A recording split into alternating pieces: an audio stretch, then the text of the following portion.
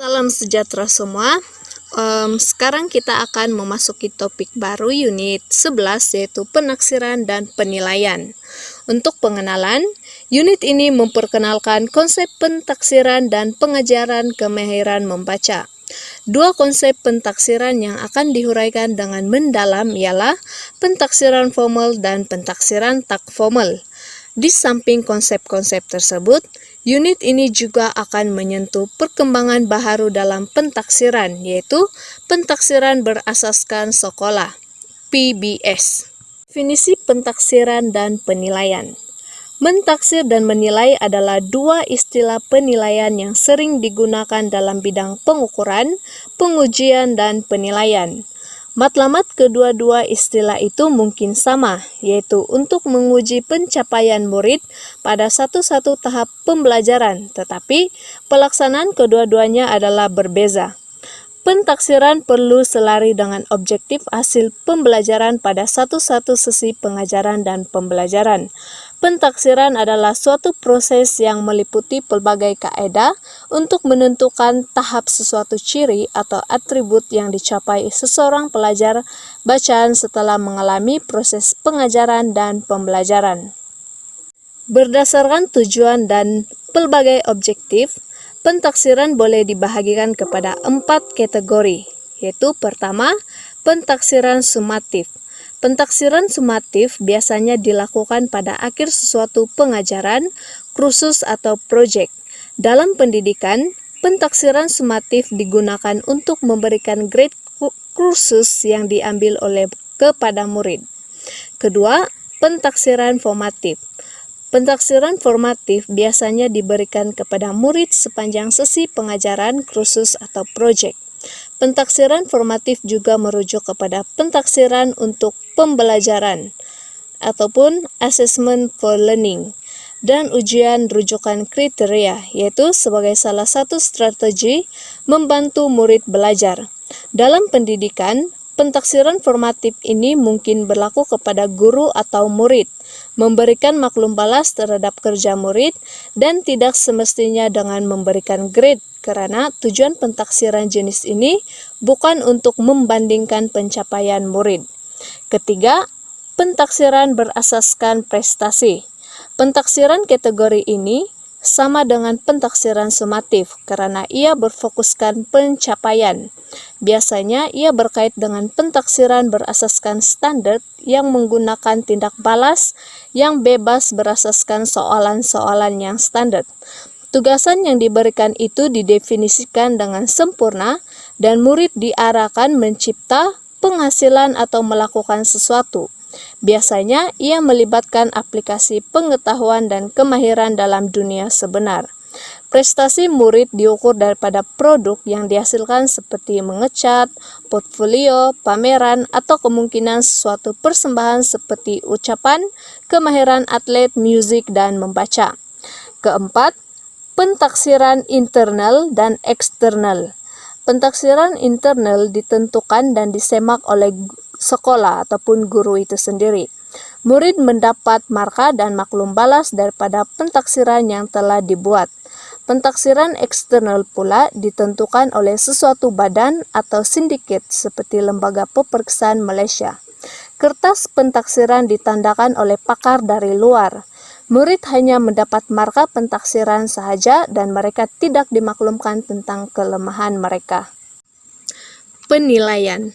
Menurut Staffelbeam 1971, penilaian secara umumnya adalah proses mengenal pasti, memperoleh dan menyediakan maklumat berguna bagi keputusan, mempertimbangkan pilihan-pilihan yang ada pada kita.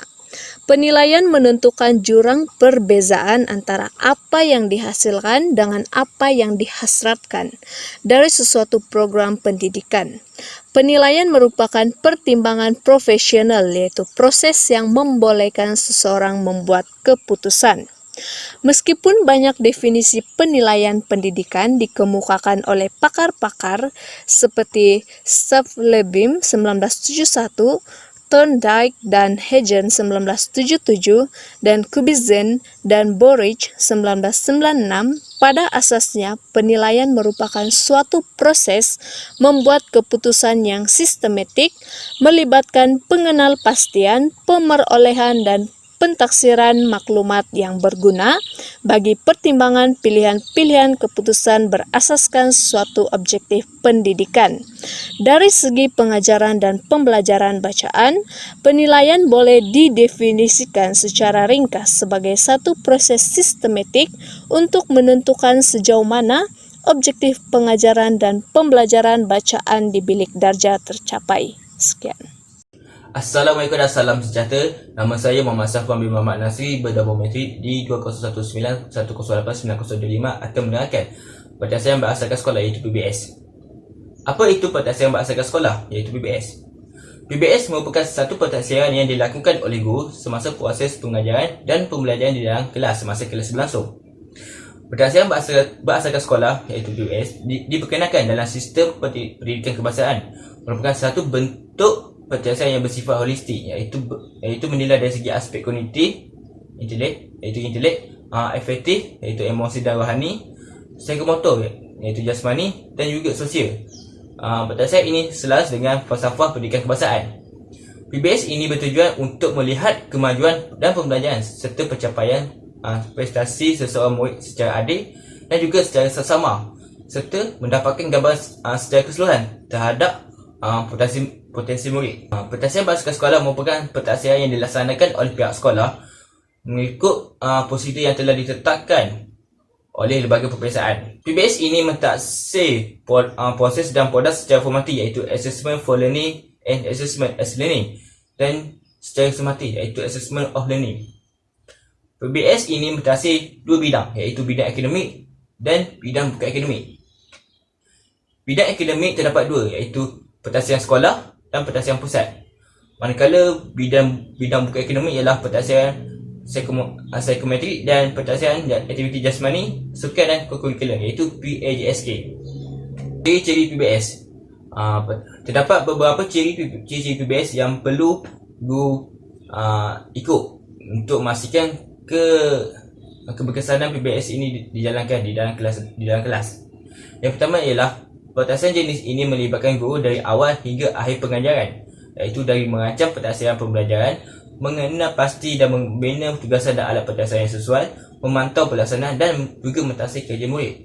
Yang kedua ialah mengumpul seberapa banyak sampel tentang perkembangan murid dalam jangka masa yang telah ditetapkan. Yang ketiga ialah pentaksiran ini berlaku dalam kelas biasa dan dilakukan oleh guru yang mengajar murid berkenaan. Yang keempat ialah PBS ini boleh diadaptasi dan diubah suai oleh guru untuk menjelaskannya dengan matlamat pembelajaran bagi sesebuah kelas dan murid yang hendak ditaksir. Yang kelima, dalam proses pentaksiran murid akan menjadi lebih aktif, terutama jika guru melakukan pentaksiran sendiri atau rakan sebaya. Yang kelima, pentaksiran ini akan memberi peluang kepada guru untuk memberi maklumat secara membina, iaitu konstruktif kepada murid dengan serta-merta. Yang ketujuh pula ialah menggalakkan penilaian berterusan dan melaraskan program pengajaran dan pembelajaran. Dan yang terakhir sekali ialah pentaksiran ini menjadi pelengkap kepada bentuk-bentuk pentaksiran yang lain. Ini termasuk pada peperiksaan umum seperti PPSR, PMR dan SPM. Yang seterusnya ialah konsep PBS. Terdapat 4 konsep PBS, iaitu pentaksiran bersifat holistik, pengumpulan maklumat, pentaksiran yang seimbang dan pentaksiran berasaskan murid. Yang pertama adalah pentaksiran bersifat holistik. Pentaksiran bersifat holistik ialah menilai dari segi aspek kognitif, afektif dan psikomotor murid selaras dengan falsafah pendidikan kebangsaan dan kurikulum kebangsaan. Tujuannya adalah untuk membangunkan modal insan yang holistik dengan memiliki profil murid PBS. Dalam konteks keterampilan membaca, murid boleh melahirkan kefahaman mereka melalui aktiviti kognitif seperti menjawab soalan dan bercerita semula tentang kefahaman mereka daripada apa-apa yang dibaca, melahirkan perasaan dan emosi berdasarkan bahan bacaan melalui aktiviti deklamasi puisi, dan improvisasi dan melakukan watak yang digambarkan dalam teks. Yang kedua ialah pengumpulan maklumat. Pengumpulan maklumat tentang kebolehan murid yang boleh komprehensif dikumpulkan dalam rekod profil murid. Perkara-perkara yang diisikan dalam profil ini ialah pencapaian murid, iaitu achievement, perkembangan, development, dan pelibatan, involvement murid. Rekod-rekod ini dapat memberikan gambaran yang lebih tepat tentang potensi dan prestasi murid. Yang ketiga ialah petasan yang seimbang. Petasan ini ialah petasan yang berfokuskan kepada perkembangan potensi dan kemajadian murid melalui pendidikan yang menitik beratkan pembinaan dan penguasaan ilmu pengetahuan, kemahiran serta pengamalan nilai-nilai mulia, iaitu adab yang baik. Yang keempat ialah petasan berasaskan murid. Petasan berasaskan murid ialah dapat meningkatkan pelibatan pengetahuan, kemahiran berfikir, kemahiran cara belajar dan memupuk nilai dan sikap terpuji serta bertanggungjawab terhadap pembelajaran sendiri sebagaimana yang terdapat dalam profil murid PBS. Ini dapat dilakukan melalui aktiviti autentik yang merujuk kepada situasi kehidupan sebenar, pembelajaran kendiri dan kolaboratif.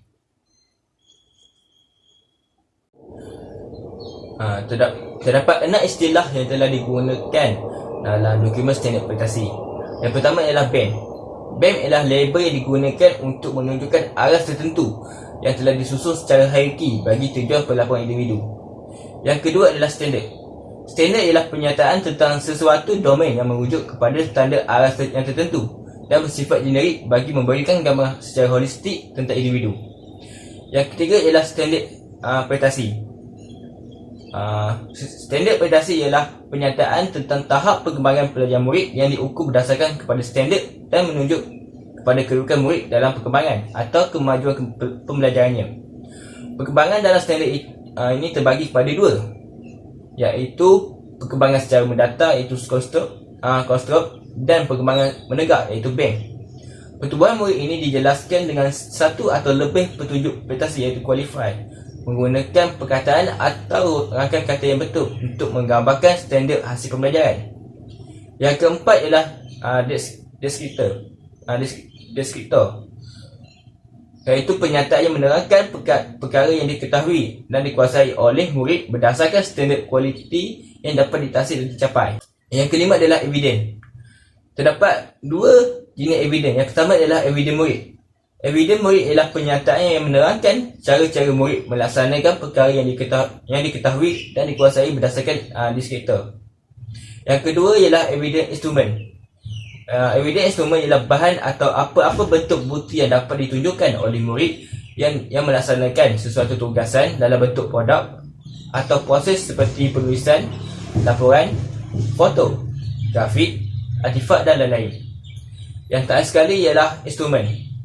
Instrumen ialah alat yang digunakan oleh guru untuk menguji penguasaan atau pencapaian murid bagi sesuatu domain seperti ujian bertulis, ujian secara lisan, demonstrasi, ujian amali dan lain-lain.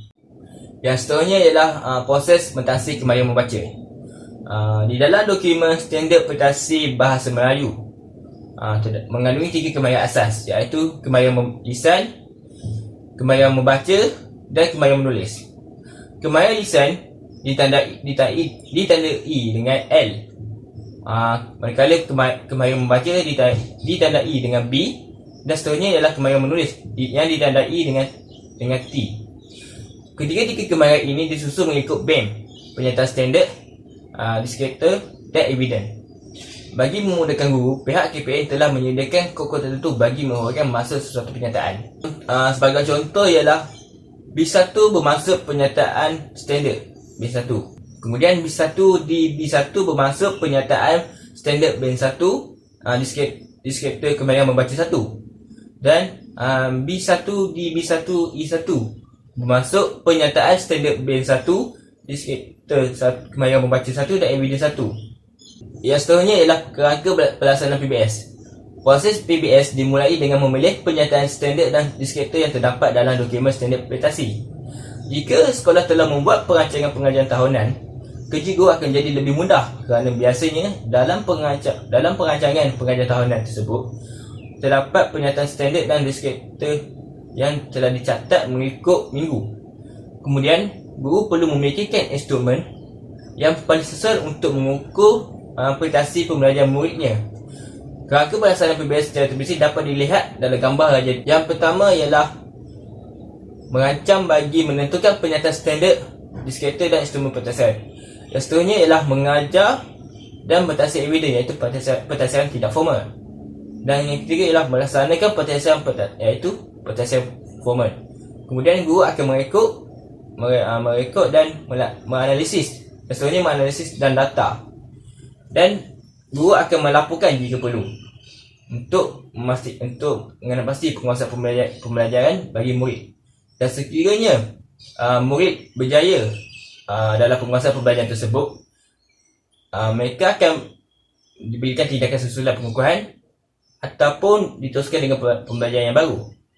Dan bagi pelajar yang tidak dapat menguasai pembelajaran, pelajar akan mengalami tindakan susulan pemulihan dan mereka akan diulangi dan dianalisis semula seperti diberi ujian, dan mereka akan dianalisis dan mereka akan dianalisis maklumat dan data sehingga mereka dapat menguasai pembelajaran tersebut. Semasa guru perlu melaksanakan pentasiran untuk pembelajaran iaitu assessment for learning, dan pentasiran secara pembelajaran iaitu assessment as learning. Sebagai salah satu usaha untuk membantu guru membuat pentasiran, pihak KPN telah menyediakan satu kerangka yang dipanggil sebagai kerangka standard prestasi. Guru dikehendaki mentaksir prestasi murid berdasarkan 6 kategori, iaitu yang dinamakan sebagai band standard. Band standard ini disusun secara hierarki, iaitu band 1 merupakan kemahiran dan pengetahuan yang paling rendah, manakala band 6 merupakan kemahiran dan pengetahuan yang paling tinggi. Ini adalah pernyataan band dan taksiran yang telah dicatat seperti berikut. Saya akan mulakan daripada band 1, iaitu band 1 ialah pernyataan band, iaitu tahu. Taksirannya ialah murid mengetahui perkara asas atau dapat melakukan kemahiran asas ataupun memberikan respon kepada perkara yang asas. Sekiranya pelajar berjaya menguasai band 1, mereka akan terus naik kepada band 2, iaitu tahu dan faham. Taksirannya ialah murid dapat menunjukkan kefahaman untuk menukarkan bentuk komunikasi atau menterjemahkan serta menjelaskan apa-apa yang telah dipelajari. Dan sekiranya murid berjaya menguasai band 2, mereka akan naik kepada band 3, iaitu tahu, faham dan boleh buat. Dan taksiran ini ialah murid akan menggunakan pengetahuan dan melaksanakan sesuatu kemahiran dalam satu situasi. Dan sekiranya murid berjaya dalam band 3, mereka akan naik pada band 4, iaitu tahu, faham, boleh buat dengan beradab. Iaitu murid dapat melaksanakan sesuatu kemahiran dengan beradab, iaitu mengikut prosedur atau secara sistematik. Dan sekiranya murid berjaya, mereka akan naik kepada band 5, iaitu tahu, faham, boleh buat dengan beradab terpuji. Iaitu murid dapat melaksanakan sesuatu kemahiran dalam situasi yang baharu dengan mengikut prosedur atau secara sistematik serta tekad dan bersikap positif. Dan sekiranya murid berjaya juga, mereka akan naik kepada band yang terakhir, iaitu band 6, iaitu band yang paling tinggi sekali, iaitu tahu, faham, boleh buat dengan beradab tadi. Iaitu murid mampu menzahirkan idea yang kreatif dan inovatif yang mempunyai keupayaan membuat keputusan untuk mengadaptasi permintaan serta mencabar dalam kehidupan seharian, serta boleh berbicara untuk mendapatkan dan menyampaikan maklumat menggunakan ayat yang sesuai secara bertata susila dan menjadi contoh secara tekal. Sesebuah amalan pentasiran yang baik perlu menggunakan instrumen yang sesuai dalam objektif pentasiran tersebut. Dalam PBS kemahiran membaca, instrumen yang dicadangkan banyak dan pelbagai. Dan instrumen ini secara langsung menjadi eviden dalam pembelajaran kemahiran membaca. Sekian, terima kasih daripada saya. Pentaksiran formal biasanya dilakukan secara bertulis seperti ujian, kuis dan esei. Hasilnya, murid-murid akan diberikan markah dan grade. Pengurusan pentaksiran jenis ini biar ini lebih sistematik. Matlamatnya adalah untuk menilai kemajuan murid dalam satu-satu jangka masa pengajaran. Contohnya, Cikgu A bercadang menilai perkembangan muridnya dalam menjawab soalan pemikiran aras tinggi setelah 6 minggu pengajaran. Untuk tujuan tersebut, beliau memilih sebuah teks Komsas yang dimiliki muridnya dan mengarahkan muridnya membaca teks tersebut dari muka surat 1 hingga muka surat 50. Kemudian, murid-murid tersebut dikehendaki menjawab 5 soalan aras aplikasi hingga aras menilai mengikut taksonomi Bloom dalam masa 1 jam. Keputusan pentaksiran ini penting kerana guru, ibu bapa dan pentadbir ingin mendapat maklumat tentang perkembangan murid dalam pembelajaran membaca. Pengujian merupakan proses mengatur satu siri tugasan untuk diselesaikan supaya pemerhatian dapat dibuat tentang penguasaan pelajar dalam proses pengajaran dan pembelajaran. Ujian adalah alat ukur. Ujian digunakan bagi mengukur penguasaan pelajar membaca sesuatu bahan bacaan. Ujian mengandungi satu set soalan dalam bentuk tugasan berdasarkan sesuatu bahan bagi merangsang pelajar untuk menunjukkan tahap penguasaan mereka dalam memahami bahan yang berkenaan. Tahap penguasaan pelajar biasanya dikuantifikasikan dengan memberi skor kepada jawapan yang diberi. Memandangkan ujian merupakan alat ukur yang sering digunakan untuk mendapat bukti empirik bagi tujuan penilaian pengajaran dan pembelajaran bacaan di sekolah. Tumpuan perlu diberi bagi membina ujian yang bermutu, mentadbir ujian berkenaan dengan betul dan mentafsir dapatannya dengan tepat. Kesahan ujian. Bagi memastikan satu ujian dapat mengumpul bukti dengan berkesan, ujian berkenaan mestilah sah, boleh dipercayai, objektif, boleh ditadbir dan mudah ditafsir. Okey, kesahan ujian. Kesahan ujian sebagai alat pengukuran bermaksud ujian tersebut menguji apa yang hendak diuji. Contohnya, jika ujian tersebut bertujuan untuk menentukan tahap kefahaman membaca murid berdasarkan petikan puisi, keputusan daripada ujian tersebut haruskan dapat menunjukkan tahap-tahap pencapaian murid terhadap kefahaman mereka tentang puisi tersebut. Bagi memastikan sebuah ujian itu berkualiti dan tinggi kesahannya, ujian tersebut perlu memiliki 3 jenis kesahan. A. Kesahan kandungan. Kesahan kandungan merujuk kepada sejauh mana satu ujian merangkumi domain kandungan yang hendak dinilai. Kandungan sesuatu ujian merupakan sampel representatif kandungan bidang yang ingin diukur. Untuk menentukan ujian yang digunakan meliputi kandungan bidang yang diuji, guru perlu mentakrif kurikulum dan isi pelajaran khusus yang diajarkan. Salah satu cara yang boleh digunakan oleh guru ialah dengan merangka jadual spesifikasi ujian atau GSU bagi menggambarkan kadar tingkah laku yang perlu diuji untuk mewakili kandungan mata pelajaran. Jadual di bawah adalah contoh GSU. Kefahaman membaca tingkatan 2. Berdasarkan kerangka GSU di atas, guru harus membina item objektif mengikut spesifikasi yang telah ditetapkan. Selain GSU, pendapat pakar dalam bidang bacaan juga boleh diterima sebagai kaedah mengesahkan kandungan ujian.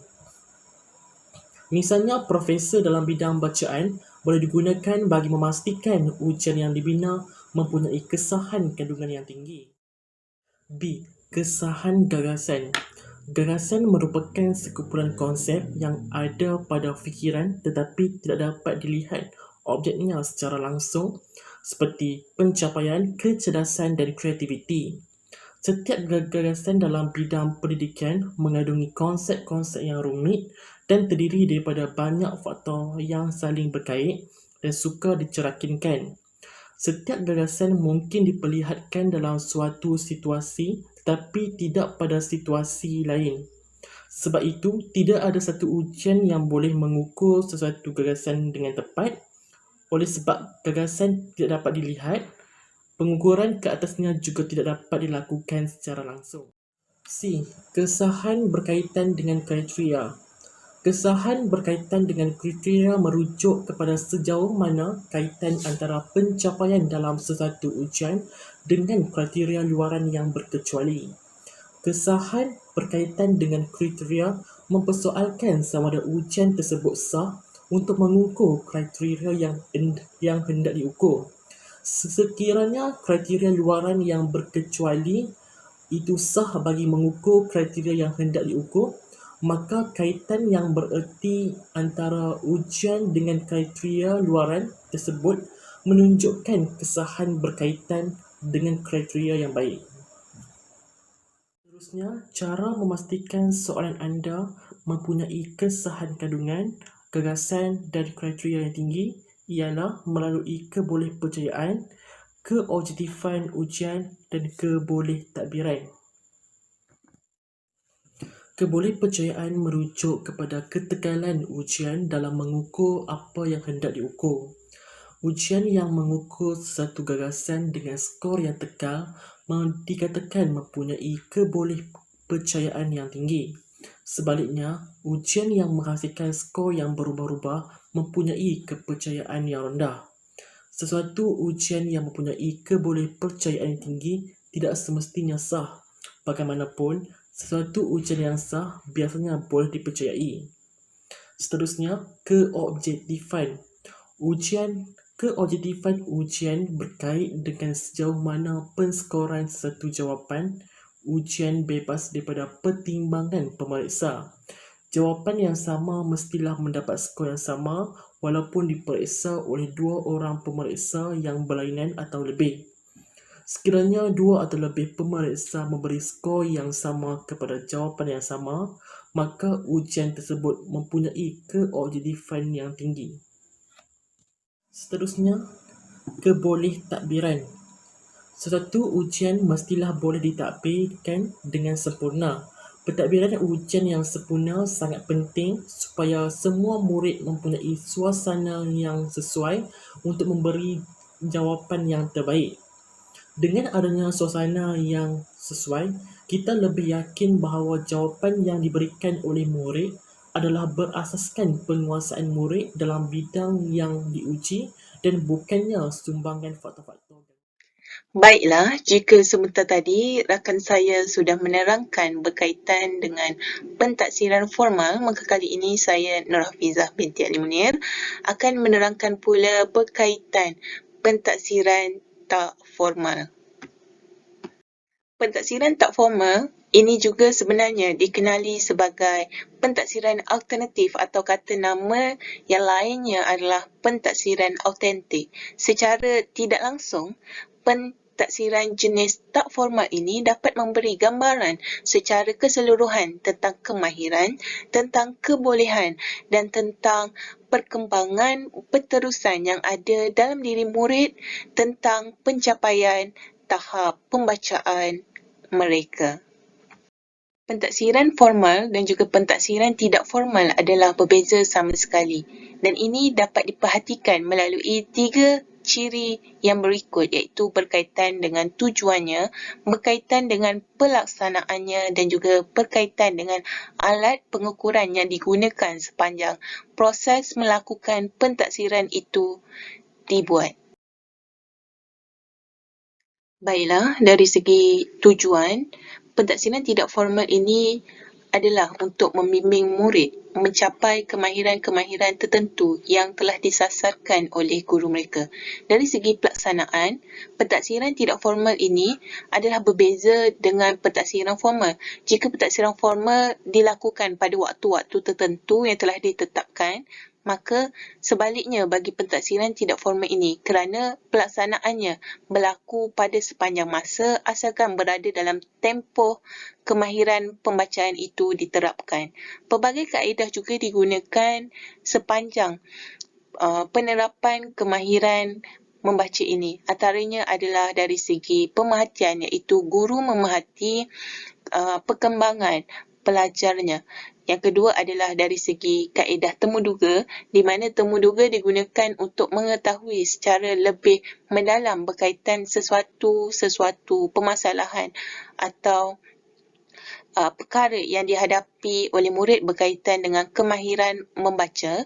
Yang ketiga adalah dari segi penilaian rakan sebaya, di mana rakan sebaya itu adalah keutamaan yang digunakan untuk menilai prestasi murid.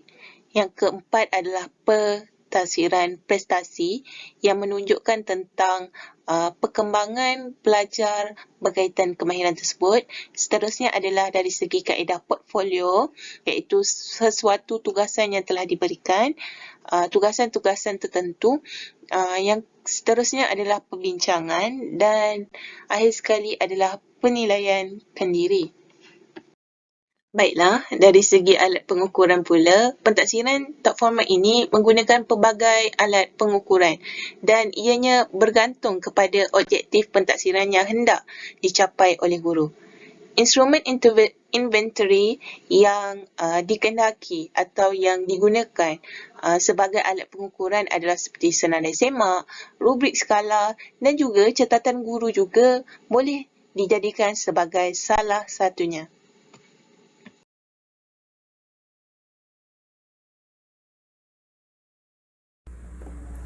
Seterusnya ialah pentaksiran dan kad kemajuan. Setiap pentaksiran perlu direkodkan kerana ianya penting untuk memantau perkembangan prestasi murid. Semua kaedah merekod boleh digunakan asal murid itu mudah ditafsir, diakses dan dibuat tindakan susulan jika perlu. Kaedah merekod yang diperkenalkan oleh PBS dikehendaki mencatat perkembangan murid mengikut band, deskriptor dan evidence yang telah disediakan oleh pihak Lembaga Peperiksaan Malaysia LPM seperti yang tercatat dalam dokumen standard prestasi setiap tingkatan. Dalam proses merekod, guru hanya perlu mencatatkan jenis evidence yang digunakan untuk mentaksir prestasi murid kerana evidence mungkin lebih daripada satu jenis. Guru dikehendaki mencatatkan kaedah penyimpanan evidence yang sistematik seperti direkodkan dalam kad kemajuan. Berikut merupakan contoh kad kemajuan pelajar.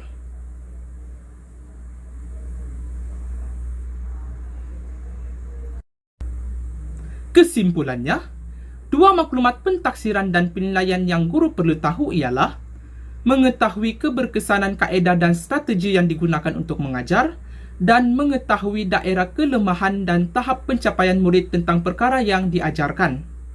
Guru bukan sahaja berpeluang menambah baik dan menukar kaedah dan strategi yang lebih sesuai, malah berpeluang untuk mengetahui daerah kelemahan murid dan tahap pencapaian mereka. Rekod yang kemas dan tersusun memudahkan guru menyemak, membuat pemulihan, penggayaan dan pelaporan kepada pihak tertentu. Itu sahaja daripada kumpulan kami. Sekian, terima kasih.